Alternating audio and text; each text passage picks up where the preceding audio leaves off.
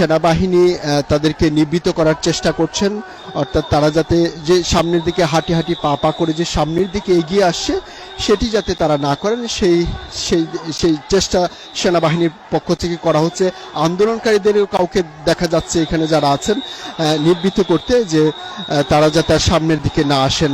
তাদের হাতে লাঠিসোঁটা আছে এবং তাদের হাতে জাতীয় পতাকা রয়েছে, এবং আবার অনেকেই আন্দোলনকারীদেরকে বলছেন আন্দোলনকারীরা ভাবে সামনের দিকে এগিয়ে আসার চেষ্টা করছেন। ঠিক একইভাবে কিন্তু আমরা যেটি দেখতে পাচ্ছি রাজুক উত্তরা মডেল কলেজের যে সামনের যে গলিটি সেদিক থেকেও কিন্তু মিছিল নিয়ে আন্দোলনকারীরা আসছেন, এবং সেনাবাহিনী কিন্তু সেটি বলছেন যে এই দিক যাতে আন্দোলনকারীরা যাতে না আসে। এই যে ফুট ওভার ব্রিজের ঠিক দুপাশ থেকেই কিন্তু তারা আসছেন।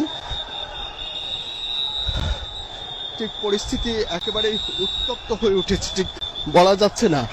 আন্দোলনকারীরা একেবারে 50 মিটারের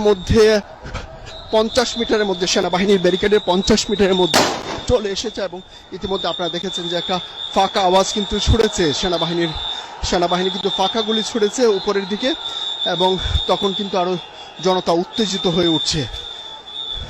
এবং এই ফুট ওভার ব্রিজে টঙ্গী ফ্লাইওভারের যে দুই পাশের রাস্তায় অবস্থান নিয়েছেন দুটি ফায়ার কিন্তু ইতিমধ্যে আপনারা দেখেছেন।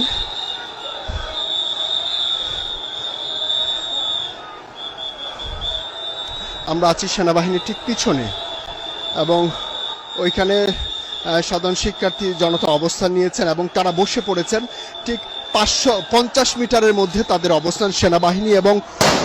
সেনাবাহিনী ওই পাশে পশ্চিম পাশ দিয়ে আমরা দেখতে পাচ্ছি যে তাদের অবস্থানটা ঠিক 30 মিটারের মধ্যে চলে এসেছে, একেবারে কাছাকাছি চলে এসেছে আন্দোলনকারী শিক্ষার্থী এবং সেনাবাহিনী। তারা একেবারে কাছাকাছি সেনাবাহিনীর সঙ্গে কথা বলতে চাচ্ছেন। ঠিক আসলে পরিস্থিতি আসলে কোন দিকে গড়াচ্ছে ঠিক আজ করা যাচ্ছে না।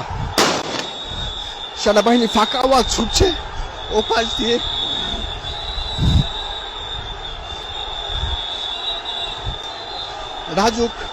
রাজুক মডেল কলেজের গলি দিয়ে যারা ছিল তারাও কিন্তু বেরিয়ে এসেছে, এবং দুই পাশে যারা ছিলেন তারাও বেরিয়ে এসেছেন, এবং সেনাবাহিনী এবং আন্দোলনকারী যারা আছেন তারা ঠিক এই মুহূর্তে একেবারে মুখোমুখি।